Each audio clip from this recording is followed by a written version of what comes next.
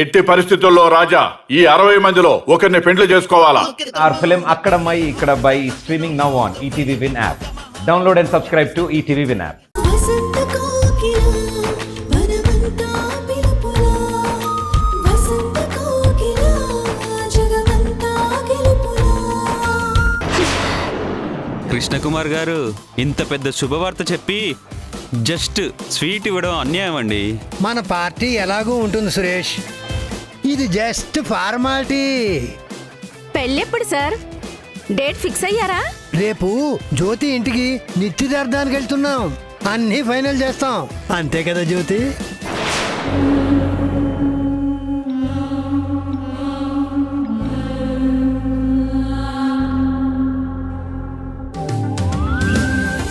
Sir, మీ పిల్లలు కాబోయే అమ్మని చూసారా?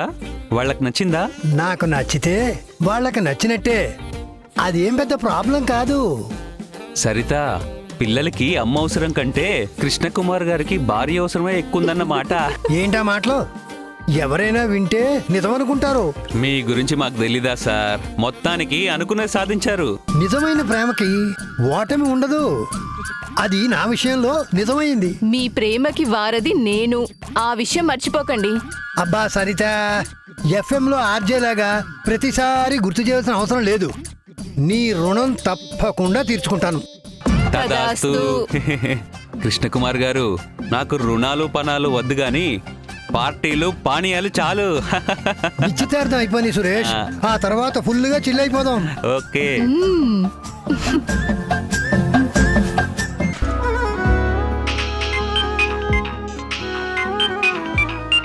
మనిషి ఒక చోట, ఫోన్ ఒక చోట.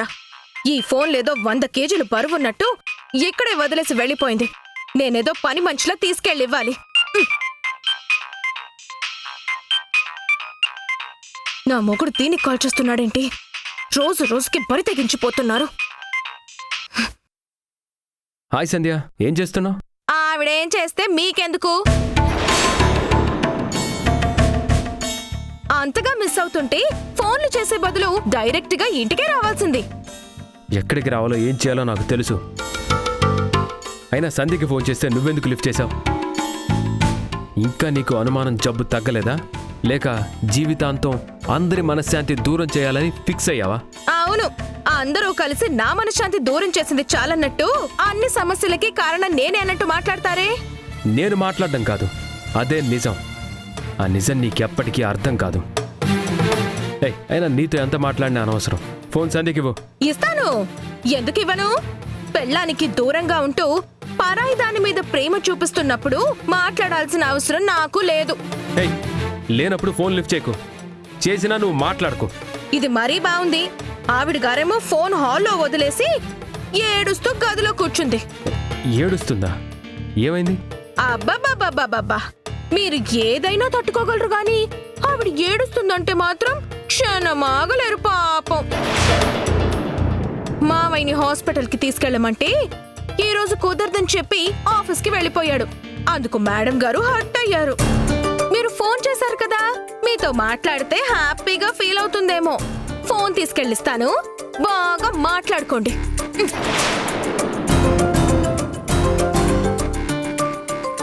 కావేరి, ఎక్కడికి? మా ఆయన ఆవిడ గారికి ఫోన్ చేశారమ్మా. మీ ఆయన? అవును.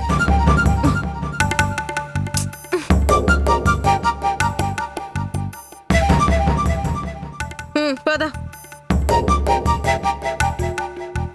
అత్త, మా ఆయన నీ ఫోన్కి కాల్ చేశాడు. పర్సనల్ గా ఏదో మాట్లాడాలనుకుంటా. హలో సంధ్య, ఆకాష్ హాస్పిటల్కి తీసుకెళ్ళానని చెప్పాడా? అలా ఏం లేదండి, ఆయనకేదో అర్జెంట్ వర్క్ ఉండడం వల్ల కుదరదన్నారు. ఆయన ఖాళీ అయినప్పుడే తీసుకెళ్తానన్నారు. ఏం మాట్లాడుతున్నావు సంధ్య? డాక్టర్ ఇచ్చిన డేట్కి కన్సల్టేషన్కి వెళ్ళాలి, మనకి కుదిరినప్పుడు కాదు. నీ హెల్త్ గురించి ఇంత అశ్రద్ధ ఉండకూడదు. నాకు కాదండి, ఉండాల్సిన వాళ్ళకి శ్రద్ధ లేదు. అలా మాట్లాడదు సంధ్య. ఆఫీస్ వర్క్లో బిజీగా ఉండటం వల్లే ఆకాష్ కుదరదని చెప్పుంటాడే తప్ప నీ మీద, కడుపులో మీ బిడ్డ మీద ప్రేమ లేకుండా ఎలా ఉంటాడు చెప్పు?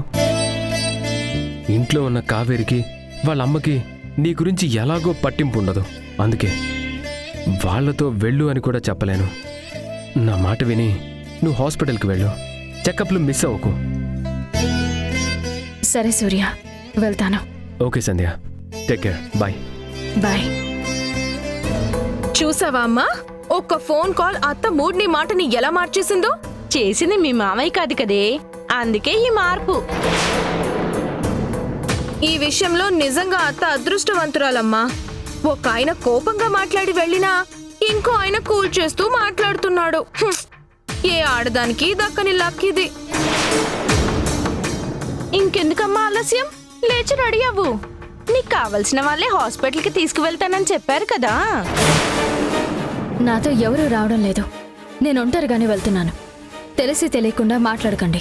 ఇంట్లో నుంచి ఒంటరిగానే వెళ్తావు, బయటికి వెళ్ళిన తర్వాత ఎవరొస్తారో ఏం చేస్తావో మేం కానీ చూస్తామా ఏంటి? పద కావేరి, మనం వెళ్ళి వంట పనులు చూసుకుందాం. మీ అత్త హాస్పిటల్ నుండి వచ్చేసరికి ఏ టైం అవుతుందో ఏమో.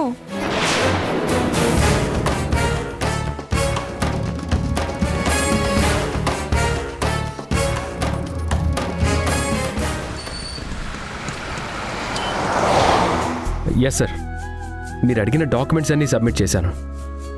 తొందరగా లోన్ ప్రాసెస్ చేస్తే నాకు నా బిజినెస్కి చాలా పెద్ద హెల్ప్ అవుతుంది.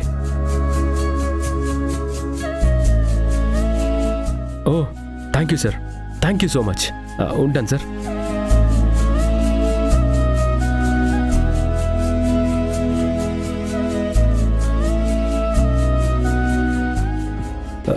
సంధ్య,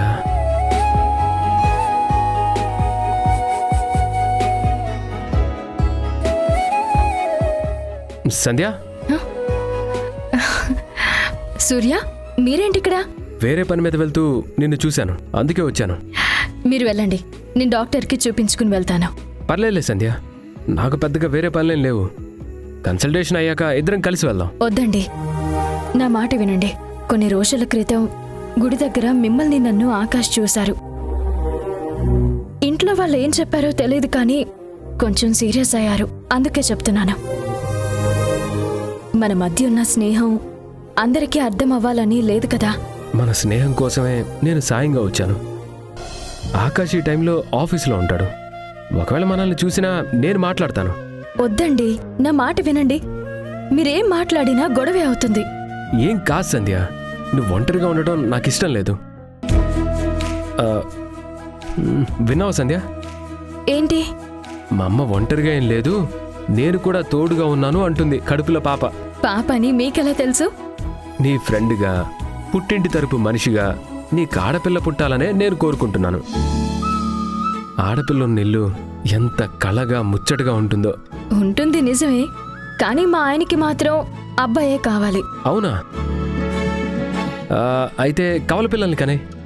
ఒక్క దెబ్బకి 2 పిట్టల్లా, ఒకే కాన్పుకి 2 పిల్లలు. పద సంజయ్ వెళ్దాం, ఇప్పటికే లేట్ అయింది. డాక్టర్ ఉన్నారో లేరో? ఉంటారు సూర్య, ఆల్రెడీ అపాయింట్మెంట్ తీసుకున్నాను కదా. సరే పద.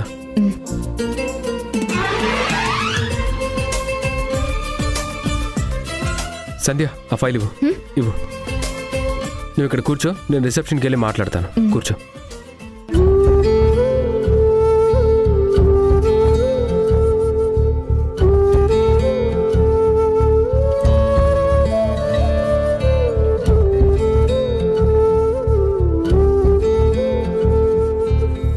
సంధ్య, నీకంటే ముందు 2 పేషెంట్స్ ఉన్నారంట. ఒక 10 minutes అంతే. అలాగే సూర్య.